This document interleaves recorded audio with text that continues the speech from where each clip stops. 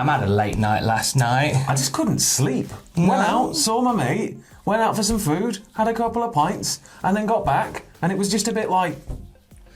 Sat until awake. like 4 a.m. and I was like, what? That's where your brain goes, all the problems in the world, let's just examine them now. And you just can't sleep. It's just one of those nights. So I've just literally washed my hair and thrown myself into work, so I apologise, but here we are. You still look decadent. Thank you. I look a bit moist. Here's some wrestling news. We start with news of Triple H, who has suffered a cardiac event. More on that in a moment. A released NXT star says they were mismanaged terribly by WWE. And Kenny Omega is hinting at a New Japan return. We'll get to that in a bit. So this comes from WWE.com. This was breaking last night here in the UK. Paul Levesque, aka Triple H, underwent a successful procedure last week at Yale New Haven Hospital following a cardiac event.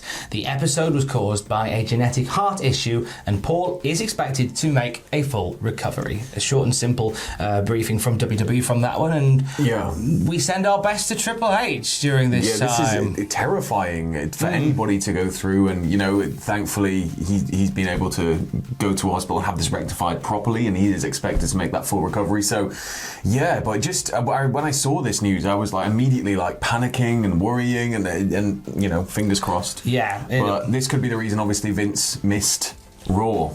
Because obviously people have been saying, oh, well, Vince wasn't at Raw. Can it be something to do with this? Quite possibly, but, you know, he's going to make a recovery, and that's what's important. Best wishes to Paul Levesque on his recovery. Let's move over to NXT. So we're seeing a point now where some of these released WWE stars from a month or so ago are getting are basically coming out of their contracts now. Yes. One of those is formerly known as Bronson Reed, Jonah Rock, who put out a tweet yesterday saying tomorrow, meaning today, I become a free agent. I'm confident in myself and my abilities, although being terribly mismanaged by a company recently makes me nervous about having to find a new employer in 60 days. Thanks for all the support. I'm sure I'll be back to kicking ass in no time. So now his no compete is 60 days. So he has 60 days to find employment. This is something they did with a few of the international talents who got let go, allowed them a bit more time. Working visas are a major issue in America. You need to make sure that you are visaed up and you're visaed up correctly, because if not, then you can be subject to a ban from the country. You can be refused entry. Something similar happened to Speedball Bailey. He couldn't get into America for 5 years, I believe. He wasn't allowed into the country. So you've got to be really kind of on top of this, and hopefully he will find that employer who's going to be able to help him stick around and keep working. The former Iconics spoke about this recently as well. They said how they needed a sponsor in order to stay in the States, and they've recently put out some good news that something has happened there, and we'll be seeing something with them very soon, and Jonah Rock needs that as well. Yeah, for sure. Jonah Rock's got so much to give to so many companies in the US alone that you've got to expect that he's going to get picked up soon. New Japan of America. Oh my days, what a signing that would be. Because that will eventually lead to Jonah Rock versus Jeff Cobb. Just beef on beef on beef. I think I just broke a knuckle. I think I just made a mess in my pants. These are separate problems, isolated problems. Staying with released stars from NXT, Jake Atlas did one interview. He said, I'm only going to do one interview, and it was with Denise Salcedo. It's a really great chat these guys had for about an hour, talking about his departure from WWE. He revealed, actually, that he'd signed a 3-year deal with the company and turned down an extension on the contract.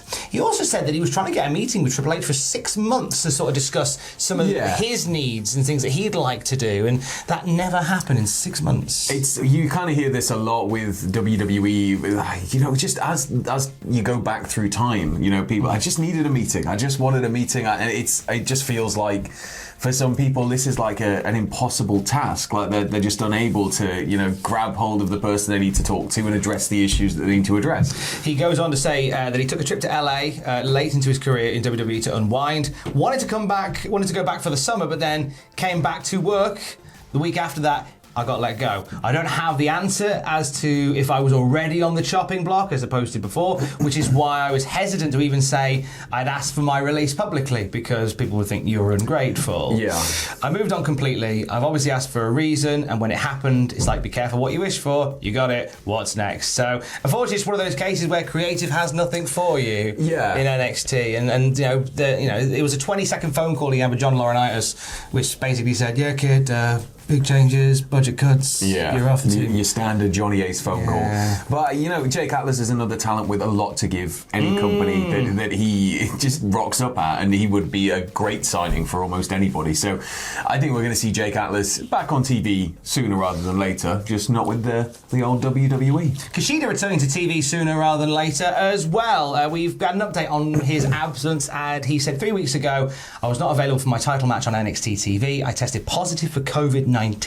My family also tested positive. Thankfully, everyone is okay. My wife and I are fully vaccinated, but we still got the virus. Fortunately, the vaccine has given us some immunity, but we're experiencing some symptoms. We've had very low energy. I lost my sense of smell and taste. We are recovering. Everyone's feeling better now. Pandemic isn't over. Please stay safe, and I'll see you in the ring soon. Thank you for your time. So Kushida's on the mend. Yes, all the best to him. All the best. Fingers crossed he comes back and just kicks everybody's heads in. Just kick all the heads in. Just give them all the belts. Do we think that... do you know what? I mean, the way that NXT is now sort of being reshuffled, the younger blood coming through, I can't help but feel that maybe Kushida's going to get pushed a little bit further up if he stays on his roster. I could see them, if he stays there, but I could also maybe see them bringing him up to the main roster, but I kind of fear for Kushida on a main roster the way it is right now, if that makes sense, because they would initially find a slot for him, and then it would start to slowly unravel, and then we'd barely see him on TV, and when we did, he'd be getting jobbed out. Do you know what? I really look forward to a day, Sam, where we can sit here and not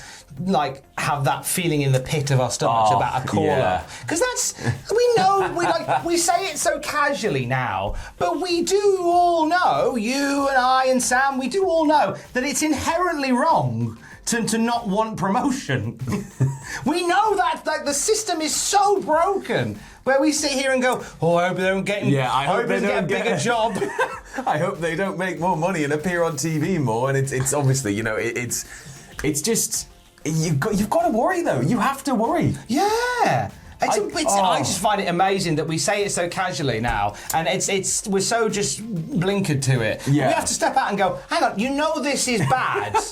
We should always want promotion. Yeah. It's a bad time. It's a bad time. Fine, Alomar. Let's talk a little bit Kenny Omega. So he was having a chat with Pro Wrestling Illustrated, and the conversation turned to a possible return to Japan to work with Kota Ibushi. There's a lot of story untold with those two, and Omega agrees. He says, I have a lot of stories that are yet to have a final chapter. That story is yet to close. I would love, with however long my health allows me to, I would love to have that book have the final chapter written. That goes for not only that, but quite a few other stories as well. And as everybody's sort of talking about Omega and Ibushi, and the discussions around Omega continue, it draws the ire of Will Ospreay on Twitter. Yes, as many things do. Yeah, pretty adamant that he could beat this guy any day, and quote, twice on Sundays.